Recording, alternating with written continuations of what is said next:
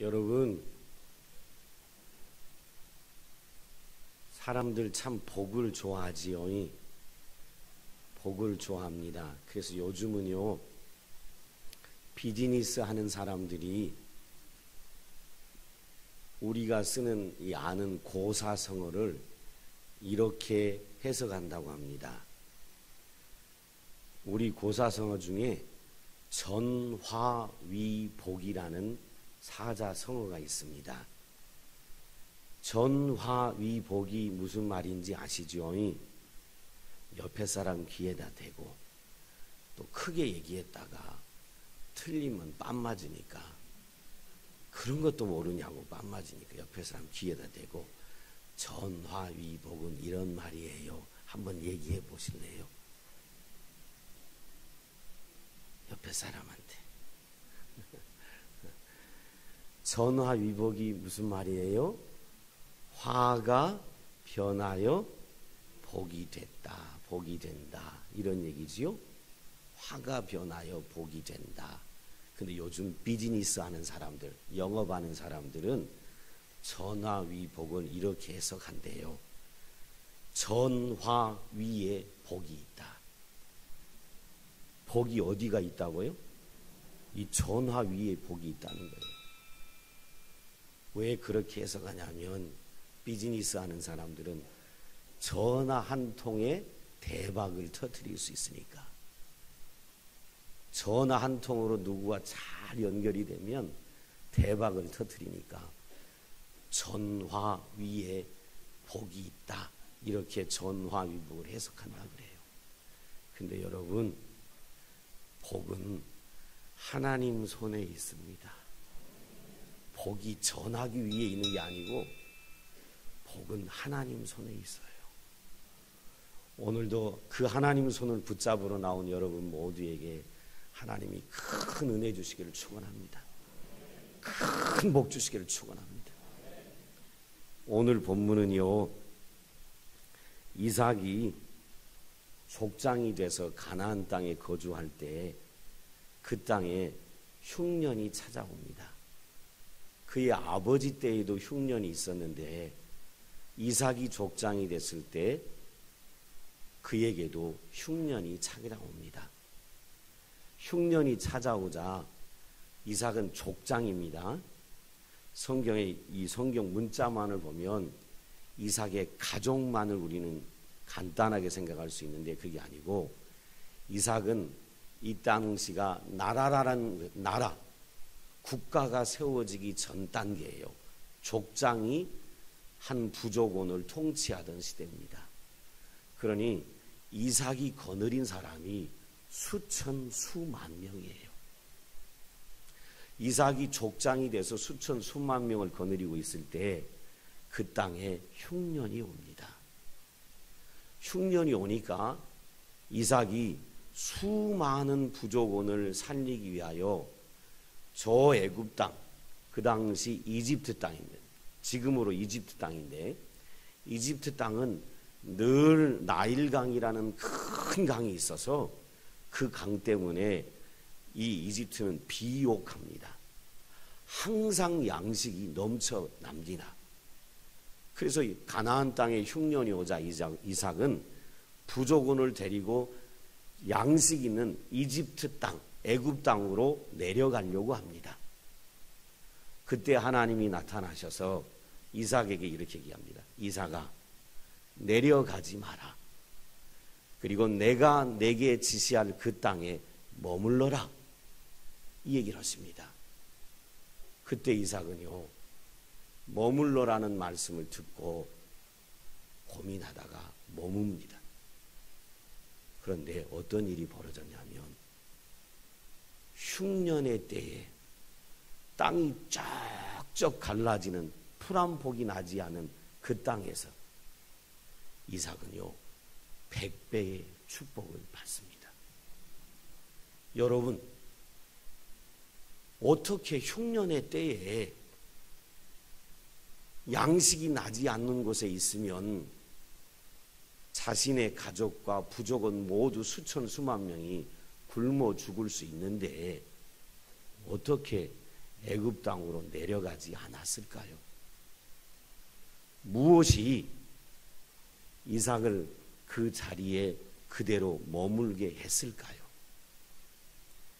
우리가 인생을 살다 보면 인생에도 흉년이 오지요. 어떤 분은 돈 때문에 너무 지금 어려움을 겪고 있는 재정의 흉년을 겪을 수 있습니다. 어떤 분은 가정에 문제가 많아서 가정의 흉년을 겪을 수 있습니다.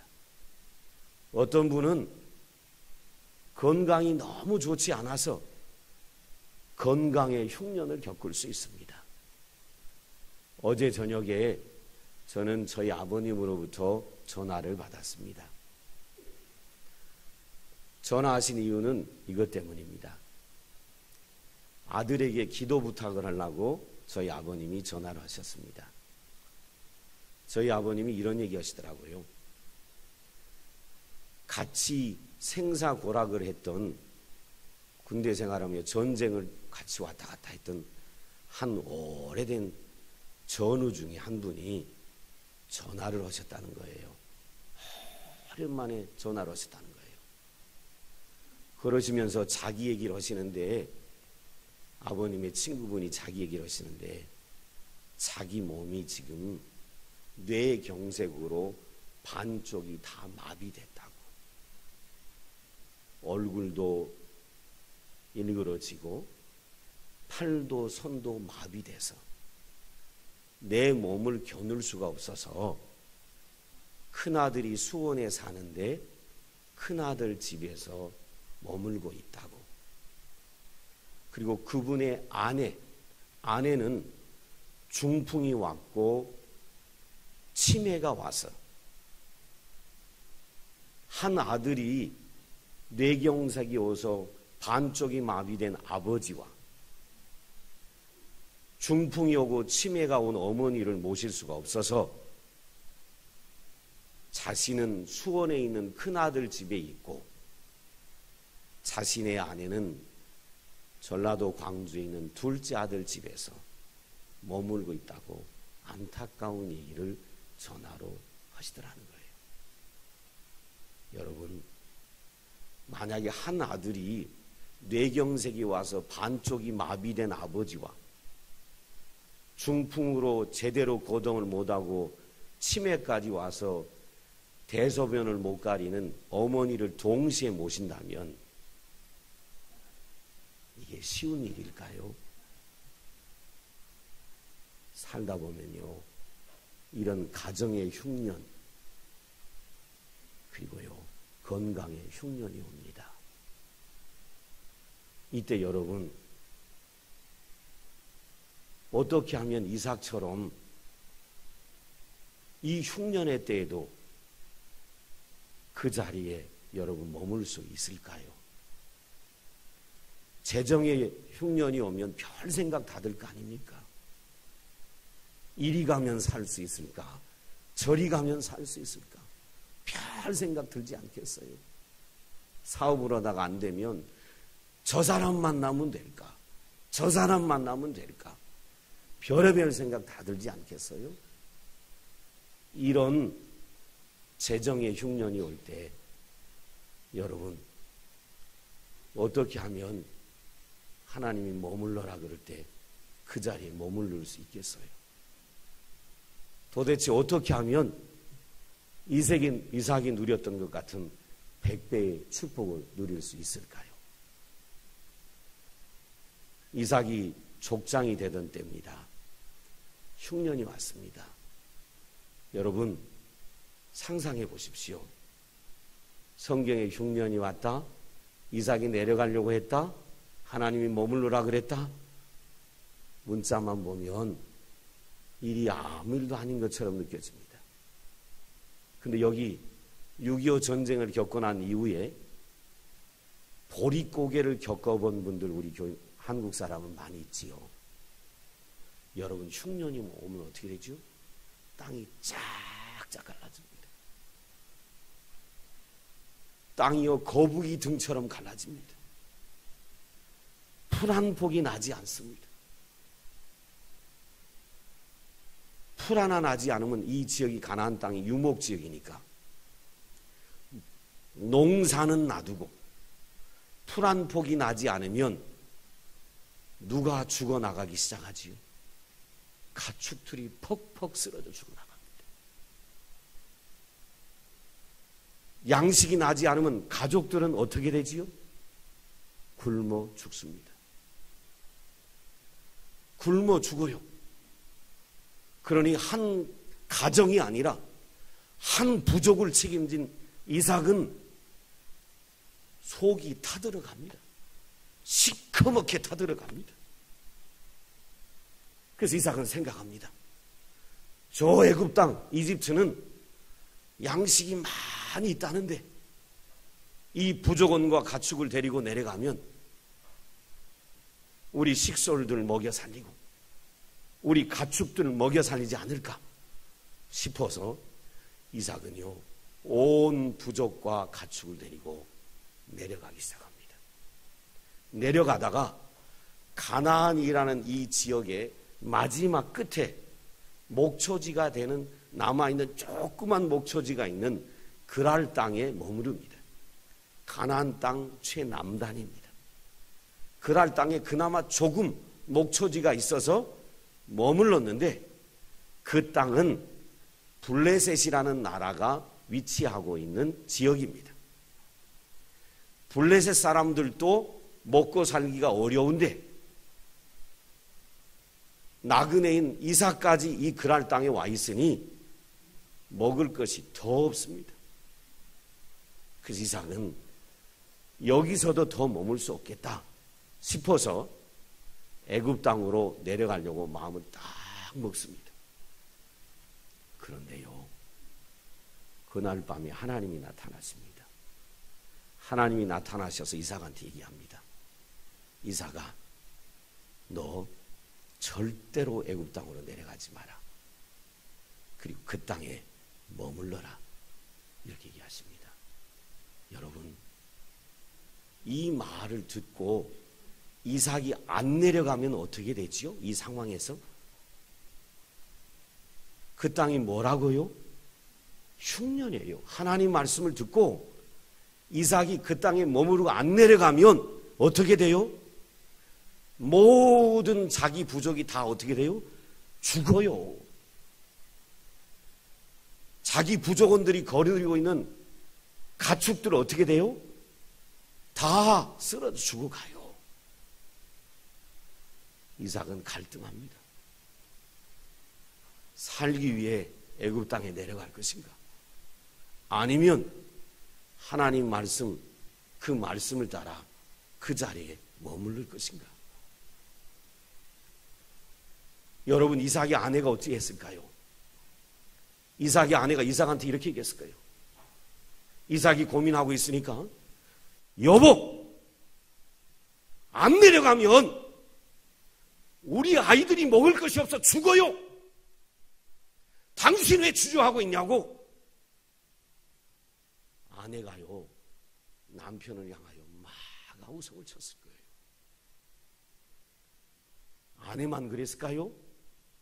이삭이 거느린 부족원이 수천 수만 명인데 그때 많은 이삭의 통치 아래 있던 사람들과 종들이 뭐라 그랬을까요?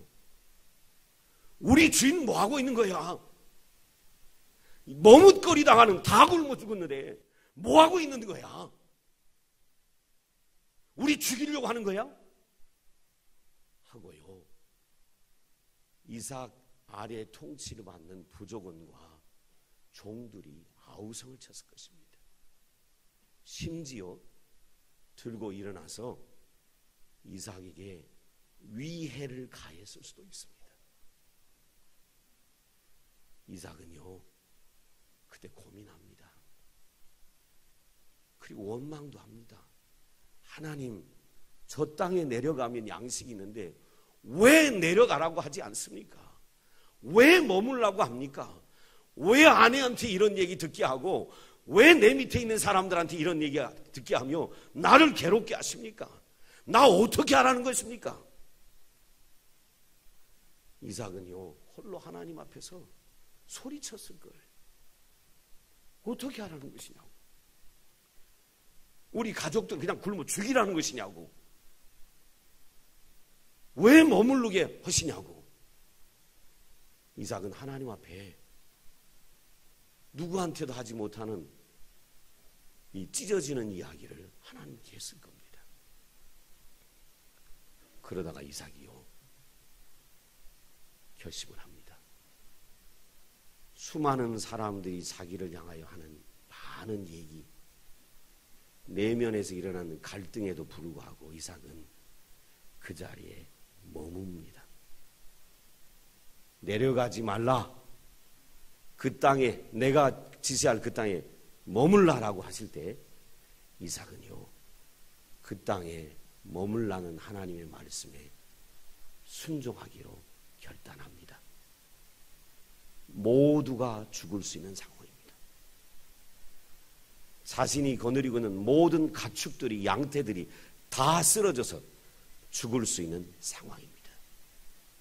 그 상황에서 이삭은 애굽 땅으로 내려가지 않고 이 그랄 땅에 머뭅니다. 이삭은요, 땅을 바라보지 않기로 결심했고 하나님을 바라보기로 결심했습니다. 하나님이 하신 말씀을 붙잡기로 결심했어요.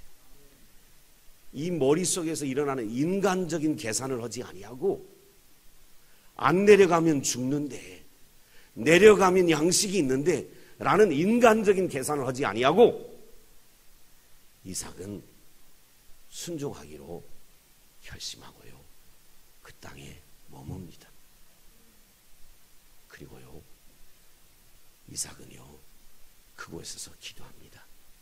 하나님, 나 하나님 약속 믿고 하나님 말씀에 순종하여 이 땅에 머물렀습니다. 이 땅은 기근입니다. 이 땅은 흉년입니다. 그런데 하나님 말씀 믿고 이 땅에 머뭅니다. 하나님, 나 복 주셔야 합니다. 하나님, 나 복 주셔야 합니다. 하나님, 반드시 나 복 주셔야 합니다. 라고 이삭은 그 땅에 머물고 하나님을 향하여 기도합니다. 여러분, 이삭이 어떻게 하나님께 순종하기로 결단하고 그 땅에 머무를 수 있었을까요? 하나님이요, 이삭을 그 땅에 머물라고 하신 이유는 이거예요. 하나님은 이삭에게 풍년의 삶을 주고 싶으셨던 거예요. 풍년의 삶을 주고 싶으셔서 이 땅에, 이삭에게 그 땅에 머물라고 하셨던 것입니다. 하나님이 이삭에게 가르쳐주고 싶은 게 있었어요. 그게 뭐냐면, 땅을 바라보면 너의 인생이 늘 흉년이지만 하나님 바라보면 너의 인생은 항상 풍년이 될 것이라는 걸 하나님이 보여주고 싶었던 거예요. 그래서 하나님이요, 이삭의 마음을요 돌이키려고 설득을 하시는데, 이삭이 딱 애굽 땅에 내려가려고 하자 하나님이 이삭에게 딱 찾아오셨습니다. 그리고 이삭을 꽉 붙잡습니다. 그리고요, 하나님이요 말씀으로 이삭을 설득합니다. 성경 한번 보실까요? 이삭을 설득하시는데 하나님이, 여러분 잘 보세요. 하나님이 먼저 이삭에게 찾아오십니다. 그를 꽉 붙잡습니다. 그리고 그를 설득하시는데 3절 잘 보세요. 이 땅에 거류하면 내가 너와 함께 하고 내게 복을 주고 내가 이 모든 땅을 너와 내 자손에게 주리라. 내가 내 아버지 아브라함에게 맹세한 것을 이루어 내 자손을 하늘의 별과 같이 번성하게 하며 이 모든 땅을 내 자손에게 주리니 내 자손으로 말미암아 천하 만민이 복을 받으리라. 순종하기로 결단한 이삭. 이 이삭을 순종하도록 마음을 주신 분이 누구냐면 하나님이 하나님이 그에게 오셔서 설득하셨어요. 이삭아, 내려가지 마라. 안 내려가면 내가 너와 함께 할 것이고 내가 너에게 복 주고 내가 너에게 복 줄 뿐만 아니라 이 땅을 너와 내 후손들에게 줄 것이고 너의 후손들로 인하여 천하 만민이 복을 받게 될 것이다. 그러니 이삭아, 내려가지 마라 라고 하나님이 이삭을 설득하셨어요. 그래서 이삭은 하나님의 말씀에 순종하여 그 땅에 머뭅니다. 여러분, 하나님의 말씀에 순종하여 머문 이삭에게 어떤 일이 벌어졌을까요? 성경에요, 기가 막힌 얘기가 나오는데 여러분 다시 보세요. 아까 읽었던 12절 보세요. 12절에 보면 하나님의 말씀에 순종했던 이삭에게 하나님이 복을 주시는데 12절 잘 봐요. 이삭이 그 땅에서 뭐 했다고요? 여러분, 고개를 들어요. 그리고 날 봐요. 잘 봐요. 이 땅이 지금 무슨 땅이라 그랬어요? 이 땅이 지금 무슨 땅? 흉년. 기근이 와서 땅이 어떻게 됐어요? 거북이등처럼 쫙쫙 갈라졌고요. 거기 풀 한 폭이 나요? 안 나요. 그런데 이삭이요, 그 땅에서 뭐 했다고요? 농사했다. 땅이 쫙쫙 갈라진 그 땅에서 이삭이 뭐 했냐면 씨를 딱 들고 가서 땅이 쫙쫙 갈라지고 비가 오지 않은 그 땅에서 이삭이 씨를 들고 가서 씨를 쫙. 여러분, 주변 사람이 이삭을 봤을 때 뭐라고 생각했을까요? 미친놈. 땅이 짝짝 갈라져 있고 풀 한 폭이 나지 않고 풀들은 다 메말라 있고 나무들은 다 말라서 땔감처럼 퍽퍽 나무들이 쓰러지는데 그 땅에서 이삭이 뭐 했다고요? 아무도 그랄 땅에 있는 블레셋 사람들은 농사를 짓지 않습니다. 기근의 땅에 씨앗을 뿌리면 미친 짓이지요. 누가 농사를 지으려고 하겠어요? 아무도 안 짓지요. 이때 유일하게 농사를 짓는 사람이 한 사람이 있었습니다. 누구요? 이삭. 이삭은 씨앗을 뿌립니다. 뿌려놓고 기도합니다. 하나님이 나 이 땅에 머물라고 하셨잖아요. 이 땅에 머무르면 나와 함께 하시겠다고 하셨잖아요. 그리고 나에게 복 주시겠다고 하셨잖아요. 그리고 너와 내 자손에게 이 땅 주시겠다고 하셨잖아요. 그리고 너의 후손들로 인하여 천하 만민이 복을 받게 하시겠다고 하셨잖아요. 하나님, 그러니 나 복 주셔야 합니다. 오늘 저녁에 비가 오게 해주세요. 이삭이 기도하자 그날 밤에 비가 왔습니다. 다른 모든 블레셋 땅 한 곳도 비가 오지 않았는데 이삭의 땅만 비가 옵니다. 싹이 납니다. 여러분, 비 한 번 왔다고 시골에 살아본 분, 비 한 번 왔다고 농사가 됩니까? 안 됩니다.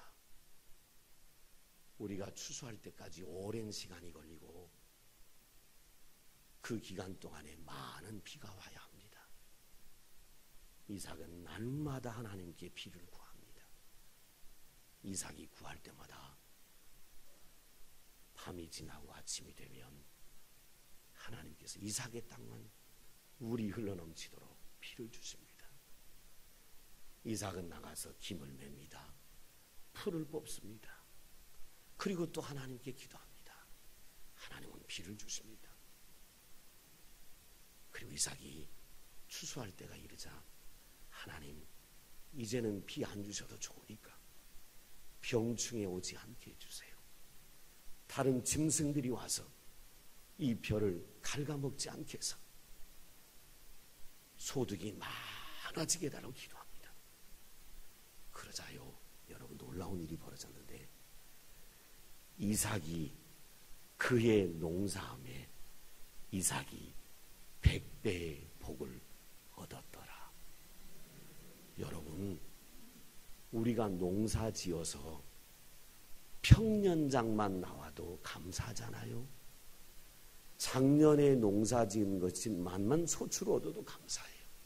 그런데 흉년의 때에 기근의 땅에서 모두가 농사를 포기한 그때에 오로지 한 사람 농사를 했는데 그 사람이 평년작이 아니라 소출이 100배나 거두게 하셨다는 거예요. 누가 하셨습니까? 하나님이 하신 거예요. 여러분, 100배나 소출을 얻었으니, 평년작이 아니라 100배나 소출을 얻었으니 유일하게 이삭의 땅만 농사가 됐고 100배의 소출을 얻었습니다. 나머지 블레셋 사람들은 농사를 지은 사람이 없습니다. 먹을 것이 없습니다. 전부 누구에게 찾아왔을까요? 이삭에게. 그냥 왔을까요? 뭐 갖고요? 뭐 갖고 왔어요? 돈 들고 왔지요. 돈 들고 와서 이삭한테 뭐 달라 그래요? 식량 좀 달라고. 그 바람에 흉년의 때 이삭은 100배의 소득을 얻어서 그 양식을 다 팔다 보니까 뭐가 됐을까요? 거부가 된 거예요. 성경 잘 봐요. 다시 봐봐요. 이삭이 그 땅에서 농사하여 그의 100배나 얻었고 여호와께서 복을 주심으로 그 사람이 창대하고 왕성하여 마침내 거부가 되었더라. 이삭이 순종하자요. 이삭은 흉년 이전보다도 더 큰 복을 받습니다. 이로 인하여 이삭은 큰 기쁨을 얻게 되고요, 그의 믿음이 상성해지는 축복을 누립니다. 더 큰 복은 뭐냐면요, 이삭의 생각의 변화입니다. 이삭의 생각의 변화. 눈에 보이는 100배의 소출, 거부보다 더 큰 이삭에게 복이 뭐냐면 이삭의 생각의 변화입니다. 이삭은요, 이 일이 있고 난 이후에 이삭은 이제 흉년이 와도 두렵지가 않습니다. 흉년이 와도 이삭은 이렇게 생각합니다. 이 흉년이 오는 거 보니까 하나님이 이 흉년이 지난 다음에 나에게 더 큰 축복을 주시겠구나. 흉년이 올 때마다 두렵지 않습니다. 인생에 어떤 흉년이 와도 두렵지 않습니다. 그것이 재정의 흉년이든 건강의 흉년이든 가정의 흉년이든 어떤 흉년이 와도 이삭은 두렵지가 않습니다. 왜요? 이 흉년의 때가 지나면 하나님이 나에게 뭐 한다고요? 더 큰 축복을 주시겠구나. 사랑하는 오늘 나와 예배하는 성도님 여러분, 우리 모두 인생에 고민이 있지요? 건강의 흉년에 대한 고민, 재정의 흉년에 대한 고민, 가정의 흉년에 대한 고민이 있습니다. 그때 말이에요, 제가 여러분에게 도전합니다. 하나님이 여러분을 향하여 그 자리에 머물러라 라고 얘기하시면 그 자리에 머물러 순종하는 성도들 되시기 바랍니다. 이리 갈까 저리 갈까, 이 사람에게 갈까 저 사람에게 갈까 하지 마시고 그 자리에 머무르십시오. 땅을 바라보면 인생은 늘 흉년이지만 하나님을 바라보고 순종하면 인생은 늘 풍년입니다. 이것이 하나님이 이삭에게 가르쳐주고 싶으셨던 하나님의 마음이에요. 여러분이 순종하면요, 이삭에게 찾아오셨던 하나님이 여러분에게도 찾아오십니다. 이삭을 붙잡으셨던 하나님이 여러분도 붙잡아 주십니다. 이삭을 설득해선 하나님이 여러분도 설득하십니다. 너 순종해라. 내가 너와 함께한다. 너 순종해라. 내가 너 복준다. 너 순종해라. 너와 내 자손이 잘 될 것이다. 여러분, 하나님은요, 우리에게 풍년을 주시고 싶어 하시고요, 하나님은 우리에게 땅을 바라보지 않고 하나님을 바라볼 때 인생이 늘 풍년이라는 것을 깨닫게 해주시길 원하시는 좋으신 하나님이십니다. 여러분이 이 하나님의 음성, 하나님의 약속을 붙잡으면요, 제가 확신합니다. 여러분도 이삭이 누렸던 100배의 축복 누리게 됩니다. 이삭이 누렸던 거부가 되는 복 여러분 누리게 됩니다. 더 놀라운 축복은 여러분이 순종하여 하나님이 행하시는 놀라운 일을 경험하고 나면 이제부터는 아무것도 두렵지 않습니다. 인생의 시련이 올 때마다 시련이 와도 내 자리에 내가 딱 머물러 있으면 하나님 이 시련 다음에 무슨 축복을 주시려고 그러는가 라고 기대하는 인생으로 우리 인생이 바뀌게 됩니다. 사랑하는 성도님, 이삭이 누렸던 이 100배의 축복 누리고 싶지 않으십니까? 누리고 싶으시지요? 그러면 제가 여러분에게 도전합니다. 늘 기도의 자리로 나오십시오. 새벽 기도의 자리, 금요 기도의 자리, 천일작전 기도의 자리에 나오십시오. 기도의 자리가 축복의 자리입니다. 저는 우리 성도들이 축복의 구경꾼, 김 집사는 축복받고 이 집사는 축복받고 박 집사는 축복받는데 그걸 구경만 하는 사람이 아니라 축복의 당사자들이 되기를 주의 이름으로 축원합니다. 여러분, 기도의 자리가 축복의 자리예요. 기도의 자리에 나오셔야 돼요. 그러려면 여러분 버릴 건 버리고 붙잡을 건 붙잡아야 합니다. 밤마다 세상 사람들과 약속하고는 새벽에 기도의 자리에 못 나옵니다. 밤늦게까지 드라마 보고는 새벽에 기도의 자리에 못 나와요. 버릴 거 버려야 돼요. 그리고 붙잡을 거 붙잡아야 돼요. 그게 뭡니까? 새벽의 자리, 기도의 자리가 축복의 자리인가 하니까 일찍 자는 게 붙잡는 거예요. 알람을 10개나 맞춰놓고 1분 간격으로 귀청이 떨어지도록 띠리릭 띠리릭 띠리릭 띠리릭 띠리릭 이렇게 만들어 놓은 게 그게 우리가 붙잡아야 할 거예요. 저는 우리 성도들이 기도의 자리에 나와서 축복의 구경꾼이 아니라 축복의 당사자요, 축복의 동참자가 되기를 예수님의 이름으로 간절히 축원합니다. 기도하겠습니다. 하나님, 오늘 나와 예배하는 우리 성도들에게 하나님이 친히 깨닫게 하여 주시기 원합니다. 땅을 바라보면 인생은 흉년이지만 하나님을 바라보면 인생은 늘 풍년이 된다는 사실을 깨닫도록 도와주옵소서. 예수님 이름으로 기도드립니다. 아멘.